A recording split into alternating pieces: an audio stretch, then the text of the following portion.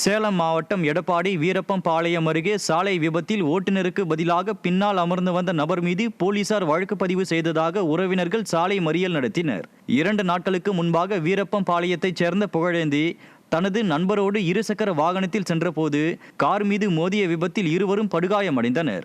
இதில் பின்னால் அமர்ந்து வந்த மதியரசன் சிகிச்சை பலனின்றி உயிரிழந்த நிலையில் அவர் மீது போலீசார் வழக்கு பதிவு செய்துள்ளனர். இதனை கண்டித்த உறவினர்கள் வாகன ஓட்டி மீது வழக்கு பதியாமல் பின்னால் அமர்ந்து வந்த மதியரசன் மீது வழக்கு பதிவு செய்தது அநீதி என குற்றம் சாட்டி சாலை மறியல் போராட்டத்தில் ஈடுபட்டனர். காஞ்சிபுரம் மாவட்டம் ஒரகடம் பகுதியில் பிஸ்கட் உற்பத்தி செய்யும் தனியார் தொழிற்சாலை ஊழியர்கள் ஊதிய உயர்வு கேட்டு பணிகளை புறக்கணித்து போராட்டம் நடத்தினர். சுமார் 600 ஒப்பந்த தொழிலாளர்களும் 53 நிரந்தர தொழிலாளர்களும் வேலை செய்து வரும் இந்நிறுவனத்தில் 12 ஆண்டுகளுக்கும் மேலாக பணியாற்றி வரும் நிரந்தர தொழிலாளர்களுக்கு PF, ESI உள்ளிட்ட பிடித்தங்களும் கழித்து மாதம் 13,500 மட்டுமே சம்பளமாக வழங்கப்படுவதாக ஊழியர்கள் வேதனை தெரிவிக்கின்றனர். இதனால் ஊதிய உயர்வு கேட்டு பணிகளை புறக்கணித்த தொழிலாளர்கள் போராட்டம் நடத்தினர். மேலும் தமிழக அரசு இதில் தலையிட்டு பேச்சுவார்த்தை நடத்தி தீர்வு காண வேண்டும் எனவும் கோரிக்கை விடுத்தனர். வேலூர் மாவட்டம் குடியாத்தம் அருகே சாலையில் பெருக்கெடுத்து போடும் கழிவுநீரால் அடிக்கடி விபத்துக்கள் ஏற்படுவதாக பொதுமக்கள் குற்றம் சாட்டியுள்ளனர். அங்கனாம்பள்ளி கிராமத்தில் முறையாக கழிவுநீர் அமைக்காததால் கழிவுநீர் சாலையில் பெருக்கெடுத்து போடுவதாக மக்கள் குற்றம் சாட்டியுள்ளனர். இதனால் இருசக்கர வாகன ஓட்டிகள் கழிவுநீரில் வழுக்கி விழுந்து விபத்தில் சிக்குவதாகவும் பொதுமக்கள் வேதனை தெரிவித்துள்ளனர். இதுகுறித்து பலமுறை புகார் அளித்தும் அதிகாரிகள் நடவடிக்கை எடுக்கவில்லை என மக்கள் குற்றம் சாட்டியுள்ளனர். என் ஊரில் பார்த்தாச்சுன்னா கால்வாய் நீர் வந்துட்டு 1 கிலோமீட்டர் தூரத்துக்கு இது பார்த்தீங்கன்னா கீழே பாசை பிடிச்சி பள்ளி மாணவிக்கு ஒன்று கை ஒடிஞ்சிருக்கு, ஒரு மாணவனுக்கு கால் ஒடிஞ்சிருக்கு. அதை பார்த்தீங்கன்னா இங்கே ஃபுல்லாக அந்த தண்ணியை வெளிப்படுத்த முடியாமல் ரோடும் ஃபுல்லாக தண்ணி போகுது. இதை 3 மாதமாக கலெக்டர்கிட்ட நாங்கள் மனு கொடுத்துருக்கோம், தாசில்தார் கிட்ட இருக்கோம், RIDக்கு போயிருக்கோம். யார்கிட்ட போய் எங்களுக்கு ஒரு தீர்வு கிடைக்கல. விருதுநகர் மாவட்டம் ஸ்ரீவில்லிபுத்தூர் அருகே அடிப்படை வசதிகள் செய்து தரக்கோரி இஸ்லாமிய மக்கள் கோரிக்கை விடுத்துள்ளனர்.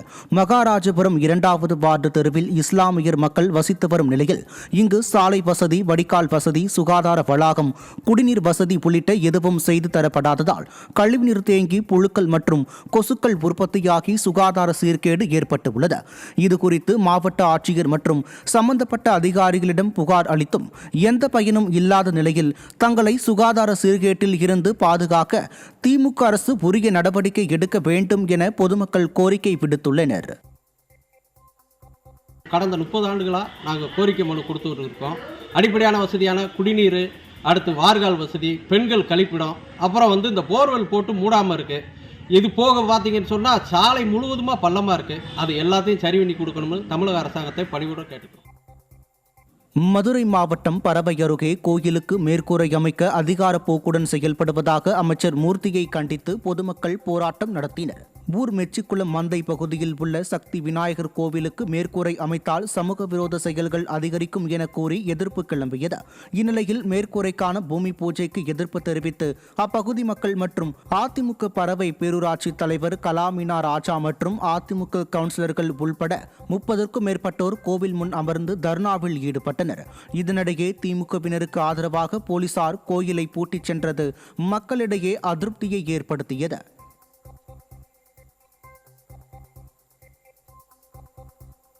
காவல்துறை அண்ணா அறிவாலயத்தில் திமுகவின் தொண்டர் படை போல செயல்படுகிறது எனவும் திமுக அமைச்சர்கள் தங்களது செல்வாக்கை மாவட்ட தேர்தல் அதிகாரிகளிடம் பயன்படுத்தி பூத் நம்பர்களை மாற்றுவதாகவும் பாஜக மாநில செயலாளர் கராத்தே தியாகராஜன் குற்றம் சாட்டியுள்ளார். சென்னையில் செய்தியாளர்களை சந்தித்த அவர் இதனை தெரிவித்தார். காவல்துறை அதிகாரி அண்ணா அறிவாலயத்தில் அவங்க தொண்டர் படம் மாதிரி தான் செயல்படுத்துறாங்க. ஆனால் எல்லாத்துக்கும் ஒரு முற்றுப்புள்ளி வைக்கிறதுக்கு தான் இந்த தேர்தல் 3 பூத் நம்பர் கொடுத்துருக்காங்க. எந்த பூத்தை எடுக்கிறதுனே தெரியல.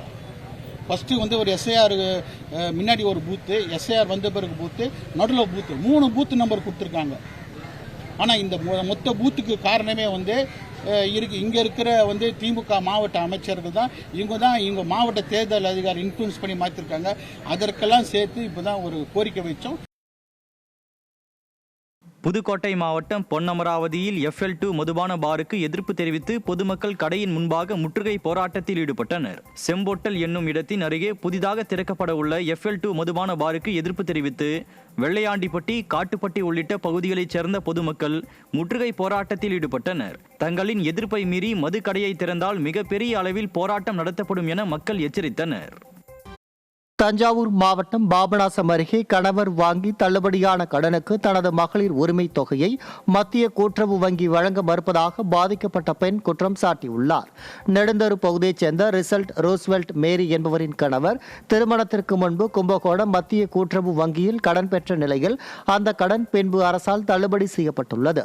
இந்த நிலையில் கும்பகோணம் மத்திய கூட்டுறவு வங்கி அலுவலர்கள் ரிசல்ட் ரோஸ்வெல்ட் மேரியின் வங்கி கணக்கை முடக்கி மகளிர் உரிமை தொகையை எடுக்க விடாமல் தடுப்பதாகவும் தனது கணவரின் கடனை கட்டினால்தான் மகளிர் உரிமை தொகை எடுக்க முடியும் என மிரட்டுவதாக குற்றம் சாட்டியுள்ளார். திருச்சி மாநகராட்சியில் தாக்கல் செய்யப்பட்ட பட்ஜெட்டை கண்டித்து அதிமுகவினர் கூட்டத்தை புறக்கணித்து வெளிநடப்பு செய்தனர். திருச்சி மாநகராட்சி சார்பில் 2026-2027 ஆண்டுக்கான பட்ஜெட் தாக்கல் செய்யப்பட்டது. இந்நிலையில் தாக்கல் செய்யப்பட்ட பட்ஜெட்டை கண்டித்து அதிமுக மாமன்ற குழு தலைவர் கு. அம்பிகாபதி, அதிமுக மாமன்ற உறுப்பினர் சி. அரவிந்தன் ஆகியோர் கூட்டத்தை புறக்கணித்து வெளிநடப்பு செய்தனர்.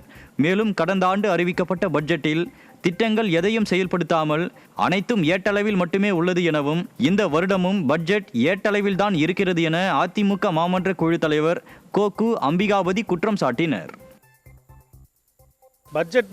இந்த பட்ஜெட் வந்து ஒரு காகித பட்ஜெட் தான் சார். நீங்கள் இப்போ மேரிஸ் மேம்பாலம், அந்த மேம்பாலத்தை தமிழ்நாடு இப்போ திருச்சியிலே மையப்பகுதியானது மேரிஸ் மேம்பாலம். அந்த மேம்பாலத்தை இதுவரைக்கும் கட்டி முடிக்கல.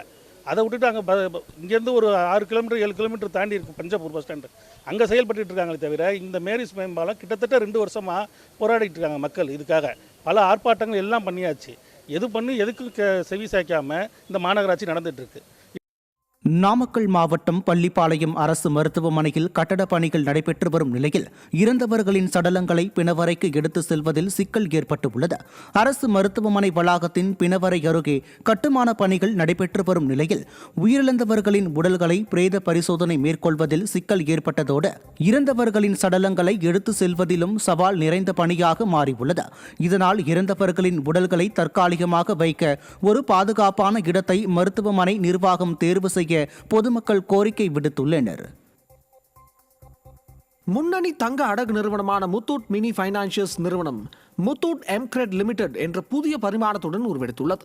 கடந்த டிசம்பர் 31 நிலவரப்படி நிறுவனத்தின் சொத்து மதிப்பு 5494 கோடி ரூபாயை தாண்டிய நிலையில் நடப்பு நிதியாண்டின் 9 மாதங்களில் 113 கோடியே 93 லட்சம் ரூபாய் லாபம் ஈட்டி வரலாற்று சாதனை படைத்துள்ளது. பெயர் மாற்றம் குறித்து பேசிய நிறுவனத்தின் மேலாண் இயக்குனர் மேத்யூ முத்து, வாடிக்கையாளர்களின் நம்பிக்கையும் நிலையான வணிக முறையுமே 91% லாப வளர்ச்சிக்கு முக்கிய காரணம் என தெரிவித்தார். நிறுவனத்தின் தலைமை செயல் அதிகாரி PE மதாய் கூறுகையில், தொழில்நுட்பத்தை பயன்படுத்தி மிகச் சிறந்த சேவையை வாடிக்கையாளர்களுக்கு தொடர்ந்து வழங்குவோம் என தெரிவித்தார். காஞ்சிபுரம் மாவட்டம் குன்றத்தூர் முருகன் கோயிலில் பிரம்மோற்சவ விழாவை முன்னிட்டு கந்தப்பொடி உற்சவம் நடைபெற்றது. இதில் ஏலக்காய், வெட்டிவேர் உள்ளிட்ட மூலிகை மற்றும் வாசனை பொருட்களால் ஆன மாலைகளால் முருகன் அலங்கரிக்கப்பட்டு பக்தர்களுக்கு காட்சியளித்தார். இதில் ஏராளமான பக்தர்கள் கலந்து கொண்டு சாமி தரிசனம் செய்தனர். கன்னியாகுமரி மாவட்டம் நாகர்கோவிலில் பங்கு சந்தையில் முதலீடு செய்தால் பணம் இரட்டிப்பாக கிடைக்கும் என கூறி IT ஊழியரிடம் 35 லட்சம் மோசடி செய்த இளைஞர் சிக்கினார். ஆன்லைன் விளம்பரத்தை பார்த்து கோட்டார் பகுதியைச் சேர்ந்த IT ஊழியர் ராஜன் கடந்த ஆண்டு பங்கு சந்தையில் முதலீடு செய்தார். இது குறித்து வந்த பல்வேறு தகவல்களை அறிந்த அவர் குறிப்பிட்ட வாட்ஸ்அப் குழுவில் இணைந்து பங்கு சந்தையில் முதலீடு செய்தால் இரட்டிப்பு பணமாக 35 லட்சம் வரை கிடைக்கும் என கூறி மர்ம நபர்களால் ஏமாற்றப்பட்டுள்ளார். இந்த மோசடிக்கு மூளையாக செயல்பட்ட பீகாரை சேர்ந்த யாஷ்வர்தன் குமார் சிக்கிய நிலையில் தமிழகத்தில் சமீப நாட்களாக தொடரும் இணைய மோசடிகளை சைபர் பிரிவு போலீசார் கண்காணிக்க தவறிவிட்டதாக பொதுமக்கள் விமர்சிக்கின்றனர். திருப்பத்தூர் அரசு மருத்துவமனையில் நூதன முறையில் மூதாட்டியிடம் தங்க செயினை பறித்துச் சென்ற அதிர்ச்சி சம்பவம் அரங்கேறியுள்ளது. அன்னாடப்பட்டியைச் சேர்ந்த சரோஜா என்ற 73 வயது மூதாட்டி சிகிச்சைக்காக வந்த நிலையில் அவரிடம் ஒரு திருட்டு நபர் ஒரு வெள்ளைத்தாளில் கையெழுத்து வாங்கி கொண்டு 50,000 ரூபாய் பணமும் தங்க நகையும் தருவதாக கூறி அவர் அணிந்திருந்த நகையை பறித்து சென்றார். இது குறித்த புகாரில் திருட்டு நபர் தேடப்பட்டு வரும் நிலையில் திமுக ஆட்சியில் நூதன மோசடியும் நகை பணம் கொள்ளையும் நாளுக்கு நாள் அதிகரித்து வருவதாக விமர்சனம் எழுந்துள்ளது. திருப்பத்தூரில் கோயிலில் அம்மன் கழுத்தில் அணிந்திருந்த தங்க தாலியை திருடிய நபரை பிடித்து பொதுமக்கள் தர்ம அடி கொடுத்து போலீசாரிடம் ஒப்படைத்தனர்.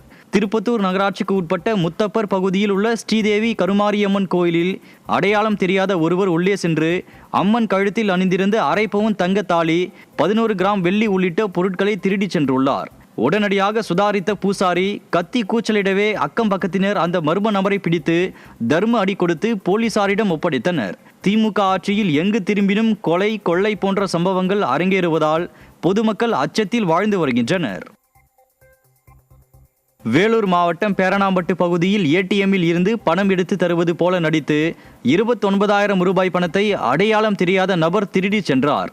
பேரணாம்பட்டு பகுதியைச் சேர்ந்த அப்துல் மாலிக் என்பவர் வங்கி ஏடிஎம்மில் பணம் எடுக்க சென்றுள்ளார். அப்போது அவருக்கு உதவுவது போல நடித்த அடையாளம் தெரியாத நபர் அப்துல் மாலிக்கின் ஏடிஎம் கார்டுக்கு பதில் வேறொரு ஏடிஎம் கார்டை அளித்துவிட்டு சென்றுள்ளார்.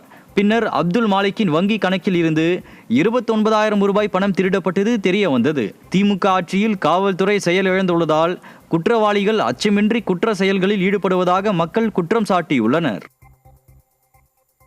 புதிய நீதிமன்ற கட்டடம் கட்டித்தர வலியுறுத்தி மதுரை மாவட்டம் மேலூர் பேருந்து நிலையம் முன்பு வழக்கறிஞர்கள் ஆர்ப்பாட்டத்தில் ஈடுபட்டனர்.